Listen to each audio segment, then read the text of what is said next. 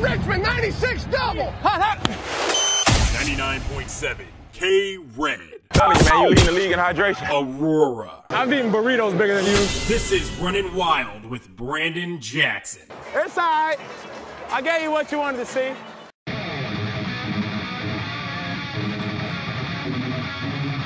And of course, this is what you want. This is 99.7 KRED. Brandon Jackson here with you this morning, Running Wild. At some point, I think I'm going to change that music. I think it's time for something else. Maybe I just reprogram this whole thing when we go into year 2 or season 2, I guess, for Aurora. I just kind of feel like, I like the heavy metal, kind of grew up on it, love the sound of it, but I just kind of need something to mix things up, if you get what I mean. I guess we can talk about that at a later time. We got Red Foxes football to talk about. How we doing, everybody? So, a tough game last week against UL Lafayette.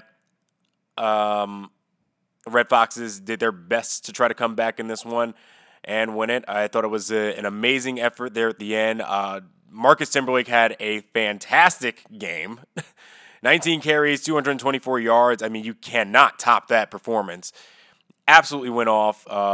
Red Foxes history all across the board there with 224 rushing yards. I don't know if anybody else is going to come close to that for a few years. And it really just kind of shows the talent that Timberlake is, despite the fact that here he is at, Aurora University, and this is where he's getting a shot at. Kind of overlooked at a lot of places and came here because there was just an opportunity for him to perform, and he showed the world what he could do on that stage. Unfortunately, it didn't result in a win.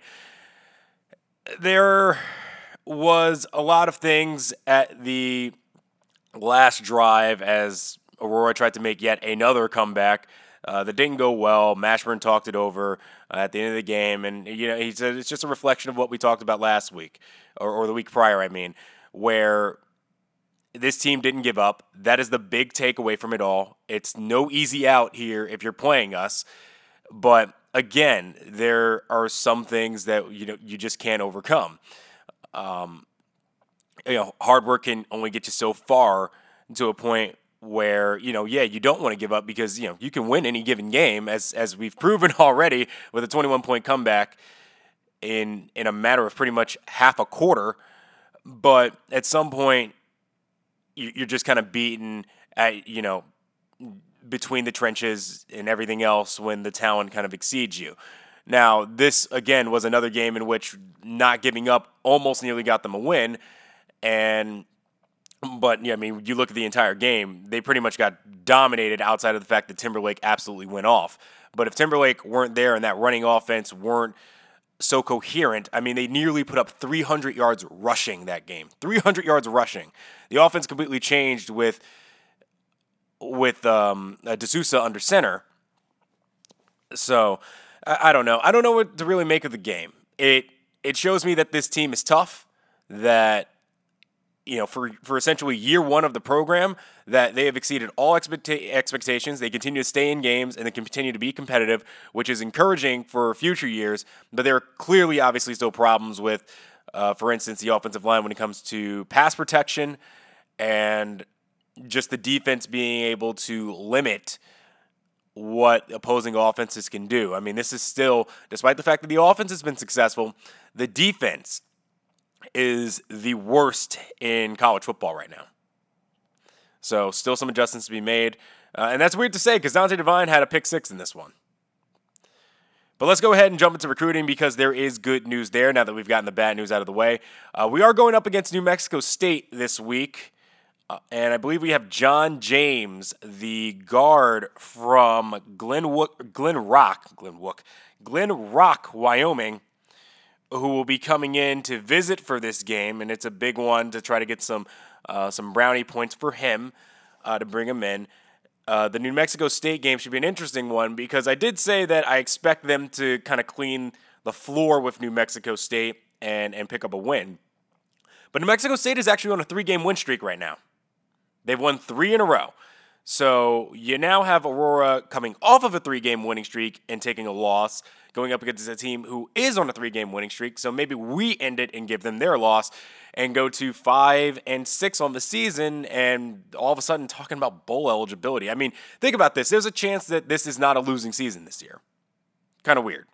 But again, the good news of recruiting, we do have 2 brand new recruits, and these are 2 names that I've waited a long time to say. Officially, with the Red Foxes, DJ Smith, after Durango's win in the high school playoffs against the undefeated Aspen Rams, DJ Smith from Durango commits and joins his fellow quarterback Mike Hayes here with the Red Foxes. Glad to have him on board. As well as Littleton tight end Chuck Oferije, who is now a part of the Red Foxes family. And people were asking me this as I was broadcasting the game. We do have the game available up on the website if you want to go ahead and watch it there. Full game, everything there.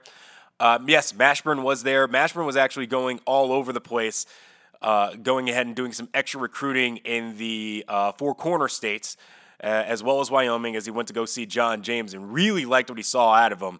I think he's a lot better than what initial scouting reports had told him. So he's really going to go hard after John James.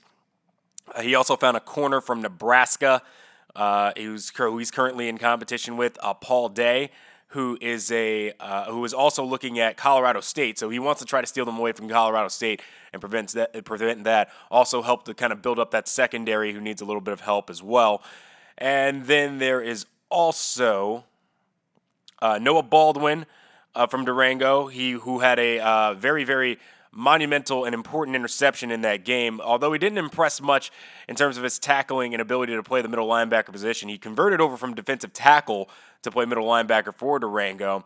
So there's still some rough edges around him that they, obviously we want to work out once he gets here.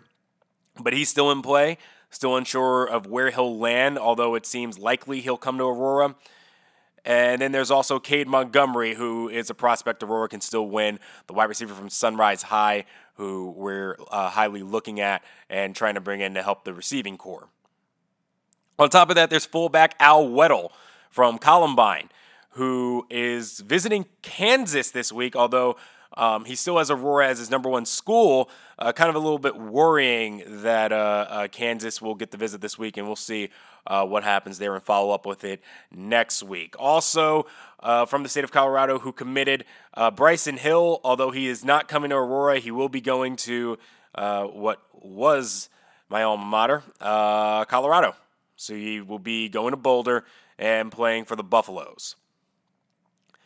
So let's go ahead and jump into some of the questions that you guys have here from the last game.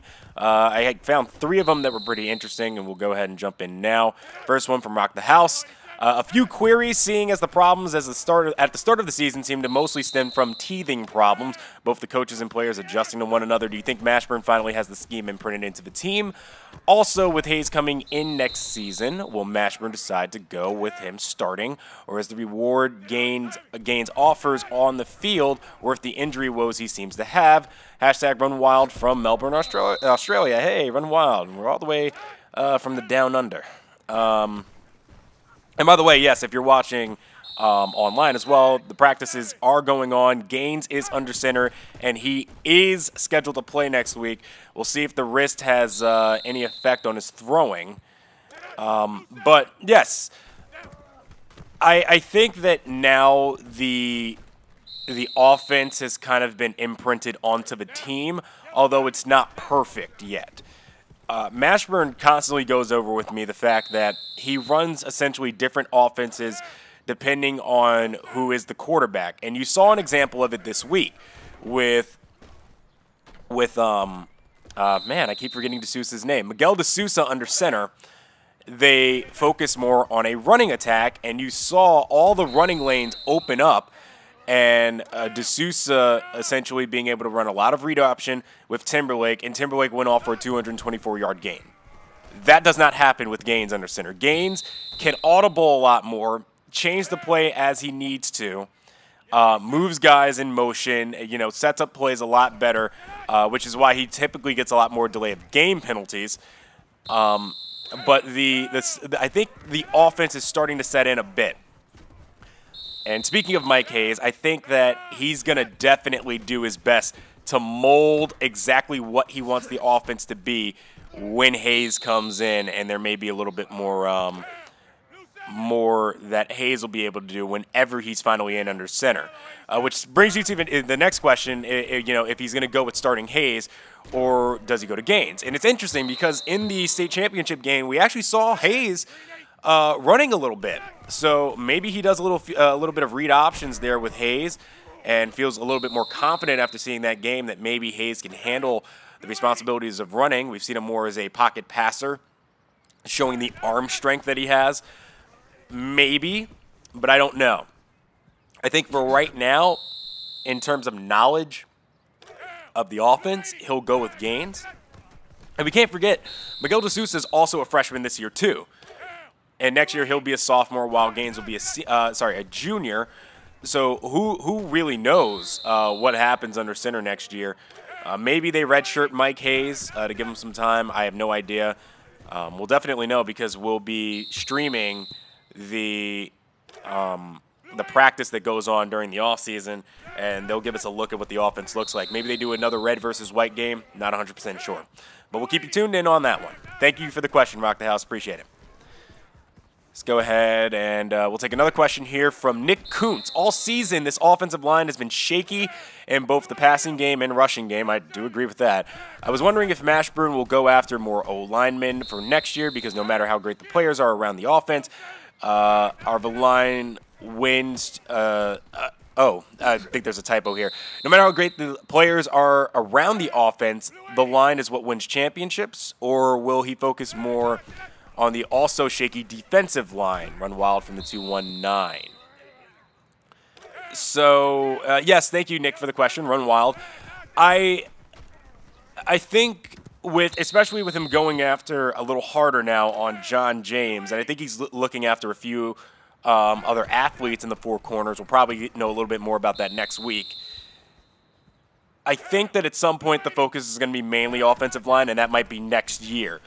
I think this year he kind of loaded up on skill players and trying to get skill players that can really excel in the offense, like Chuck Ofarije, DJ Smith. He now has a strong-armed quarterback and Mike Hayes coming in.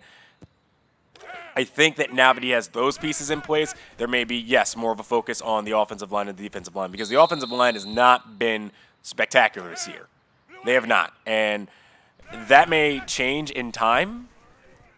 It may just need a little bit more development, but I really can't give a say on that one. Defensive line, I think, is a little less of an issue. I just think it's youth there. I mean, they essentially took out some guy. I can't remember who they took out. They put in Rangi Unatoa. It's been so long since I've seen him. But they've essentially put in Rangi Unatoa in place of him. And Rangi, at times, has been really good. I think he's actually leading the team in sacks right now with 2. I know that's a very low number and not encouraging, but he came in midway through the season and is currently leading the team. So I think that the defensive line could be a little bit more interesting come next year. There's also Rashawn Hendricks, who we have not seen, who got redshirted this year. So maybe, and he's a big boy. We'll probably see a little bit more of him next year. But I think I can't really speak on the recruiting terms of, what the line will look like until we get into next year and see a little bit more of it. I know this year it wasn't a big focus, but I think next year it certainly will be. All right, and we'll take one more question here before we go into a break. This one from Edgar Allan Fro. Good to see him again. It brings up an interesting one because there's actually a reply underneath it, and I kind of want to follow the trail of thinking here. So, hey, Brandon, do you think Coach Mashburn made a mistake in play calling in the final 10 seconds of the game by not putting the ball on the ground with Timberlake, seeing how he was the hot hand on offense, #RunWild? And then there is a comment underneath it from, I guess that's Dolphin316. On 4th and goal with 6 seconds left, time is not an issue, so yeah, Timberlake should have gotten the ball there. So I kind of agree with this line of thinking a little bit because the issue essentially is that, I mean, think about it. Like I said, Timberlake ran the ball, 19, 20 times that game? I don't think DeSouza even eclipsed more throws than Timberlake had runs. And not even 4th and goal with 6 seconds left. 3rd and goal with 10 seconds left is what I think is what it was last week. They clocked it on second down, and they had a free play on 3rd down with a timeout left. That should have been the play that I think they should have maybe ran the ball or tried to go read option with Timberlake. And if they get Lyman to bite on Timberlake, that opens a lane for D'Souza to maybe try to run it in. Or if they bite on D'Souza, you let Timberlake just roll in for the touchdown. So, yeah, it was a little weird. I do agree that maybe they should have given it, run some design to get Timberlake the ball since he was definitely the hot hand at that point. But, I mean, hey, what happened happened. I think on that last play, there was also the play. If the play had just been given a chance to just develop a little bit more, D'Souza had a man coming open. I believe it was Jimmy Ireland in the back of the end zone. I feel like he gets open on a lot of those 5 wide sets where they kind of put that, the second tight end, Jimmy Ireland, as the slot receiver, and he gets open a lot. Yeah, I think that if that play had a little bit more time, this wouldn't even be a question, because he would have thrown it to him in the back of the end zone. But, I mean, it is what it is. That's the loss, and you just kind of take it and you learn from it. And hopefully this week when we take on New Mexico State, that is not a problem. So, we got a little bit more to talk about the New Mexico State that is New Mexico State game that is upcoming.